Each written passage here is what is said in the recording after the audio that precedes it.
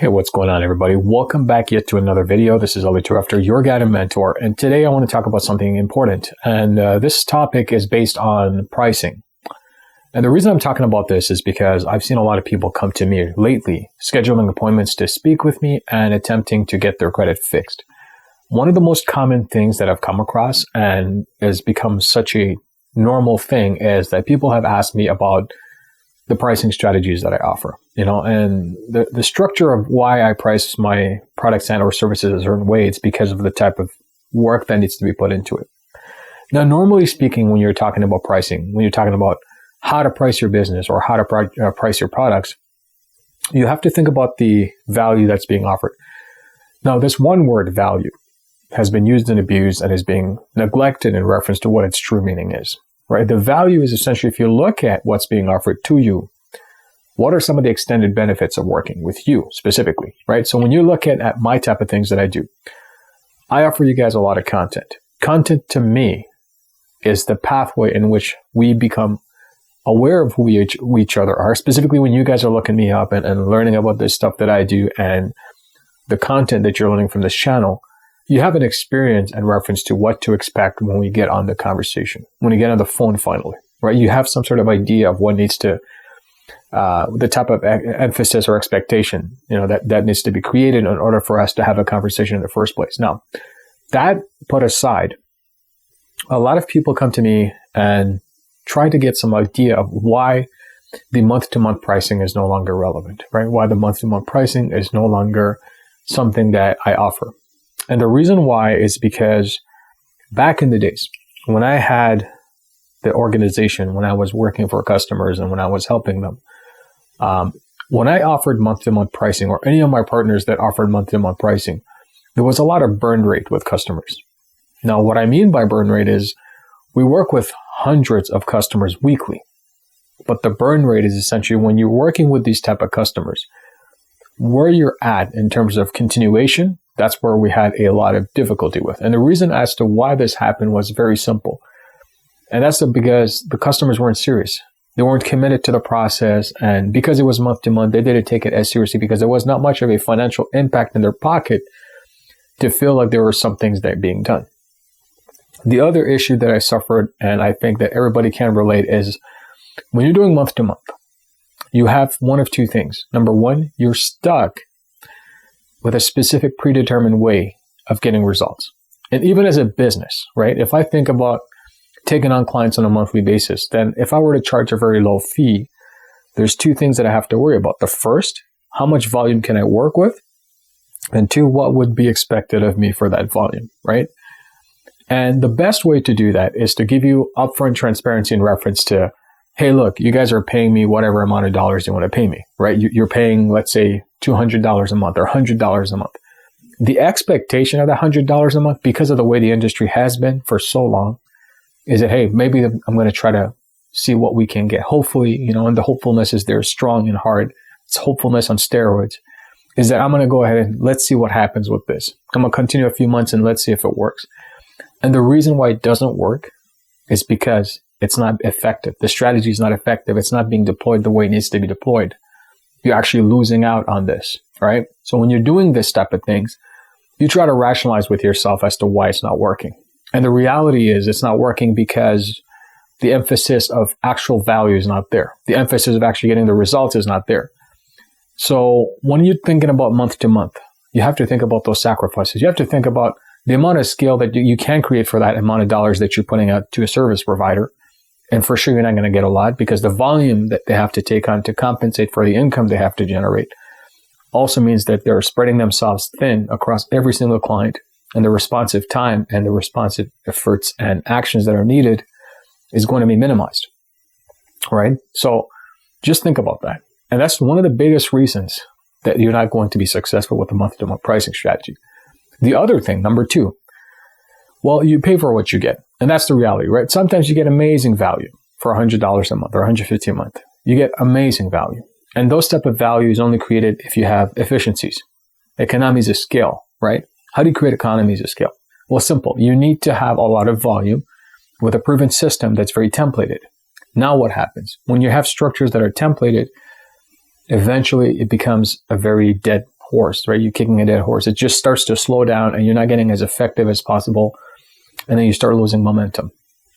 So you want to be early when that happens, right? But you will never know because a lot of transparency is lacking in this industry. So how would you come across to know that that person is using a specific set of strategy? You won't, right? So that's one of those biggest issues that I've seen a lot of people go through and not get the results when it comes to credit repair. So that's the two pricing strategies, right? It's just a month to month. And the two reasons, more specifically as to why you're not going to get the results with the month to month strategy. Then there's the side where there's big chunks of money you have to put up front to get the results. Now, a lot of people will say, well, this is very risky. And the reason why you can say that is because you're not aware of what you're getting yourself into. It's only risky when you venture into doing this type of thing with the unknown. As we discussed in my channel, and you've been following me, watching my videos, or perhaps are just looking at this for the first time and you're thinking about the pricing strategies and what works best, you got to start thinking about what kind of priorities you want to give your credit file. Whether it's the priority of time or whether it's the priority of value, right? And the reason I say that is because the priority of time means that you want to exercise as much as you can the most aggressive way possible to get a quick turnover, to get the attention to your file that it needs. But the priority of value is, or you're trying to bargain your way through, you're going to make sacrifices along the way, which means the timelines as well is going to be sacrificed. You might be spending a lot more time getting the results with that. Whereas on the other side, if you prioritize the time and you want to get efficiencies across that, then there's a mathematical equation in alchemy where there's more funds that are required to fill up the gap, right? So it is true, you get what you pay for, specifically when it comes to these type of things. Now, before I continue on and talk about other things related to pricing strategy, I want to bring something to your attention. This thing is based on personal credit. Now, we're not talking about a diet plan that you can gamble and try to see if it works or not. We're not talking about you have infinite time in the world and credit is just going to wait for you. The society is just going to freeze because you haven't taken your steps to fix your credit, or you want to just gamble with the value of it and see what comes out of it, crossing your fingers. If that were the case for every single human being on this planet, when things of priority need to be prioritized but are being left on the side and gambled with, the world would be a very disastrous place. It would be a disaster waiting to happen, right? And thankfully, it's not the majority. Now, you have to think about that.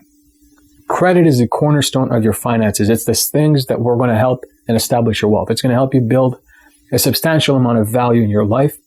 It's the tool that you need to move ahead. Simple as that. You need to leverage credit, right? In my previous video, we talked about the tier systems of building up credit and how you can do that. I'm going to link that video for you guys in the description and or the cards that are going to be here at the end of the video. But those tools are necessary. It's part of society. It's what we need to live with. We need to use this as a means to live our lives, right? So with that said, it's not a question of gambling anymore and crossing your fingers to see whether you're going to get the results or not. It's you cannot compromise. There's literally no room for compromise here. Because the minute you compromise, my friends, what's going to happen? Number one, you're going to fail in credit repair. Obviously, right? That's the first thing that's going to happen. You're going to try to fix your credit. But because you've decided that after listening to this video, you still prioritize value and you want to bargain, that's a problem, right? Now, I'm not saying you shouldn't look for the best price. But when it comes to personal credit, price is not an issue. Time is the issue. Time is the issue because now every single moment that your credit is bad, it's costing you gold mines. Literally. Month in, month out, day in, day out, it's costing you gold mines. And this is not a diet plan that you can just take a chance with. This is literally your financial well-being and the standard of living in the United States in 2020 and beyond, specifically given the current socio and economic climate that we're dealing with. So you have to think about that. You have to think about what are your priorities, right? Now, sometimes you cannot afford it.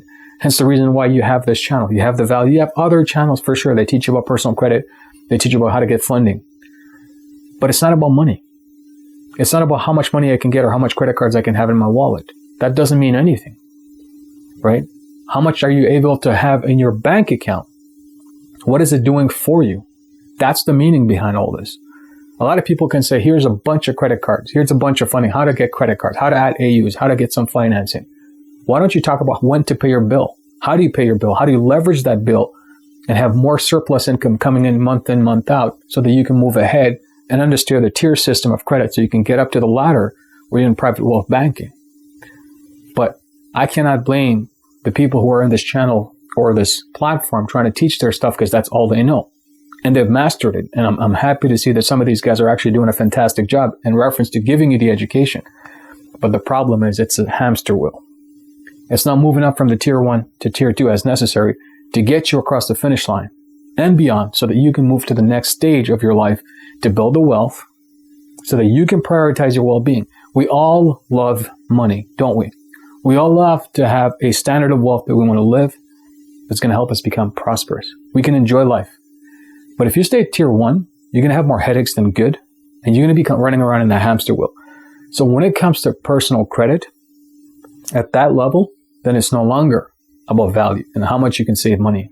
It's rather, how much do I need to spend to move as fast as I possibly and humanly can from tier 1 to the tier 2 level of personal credit so that I can become an investor, leverage my credit, turn it into an asset instead of a liability with 45 different credit cards, right? Because especially if it's just sitting there and it's plastic and it's not doing you anything and it's not bringing ka-ching into your bank account, that's not helping us, right? So these are the type of things that I want you to really think about when you're venturing into the journey of fixing your personal credit. Don't worry about the price. The price is always going to be there, right? The only time you worry about price is because you don't have the confidence in yourself to increase that value internally to balance and weigh the scale of pricing. You have more, so prices don't matter. You have less, prices matter. But then you make that compromise, the balancing scale tippy toes. And what ends up happening is you make a great sacrifice and you gamble your life away, which time we cannot get back. It's the biggest asset you have. Hence the reason why millionaire and billionaire families and individuals who have made hundreds and hundreds of millions of dollars prioritize time. Why should you be any different? Just because you're in a low income situation or you're a middle class? It's not different. They're not special alien creatures. We're all human beings. It's just we need to understand how to prioritize what and what the resources and tools we have access to at our disposal to get us to the goals that we want financially. That's the only difference. It's priorities. So I want you to think about that before you think about credit repair pricing.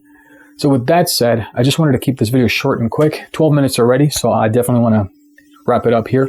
Listen, if you guys have any specific questions to pricing, why I talked about it this way, if you agree or disagree, I want to hear from you. Go ahead and leave a comment below this video. Don't forget to absolutely destroy that thumbs up button.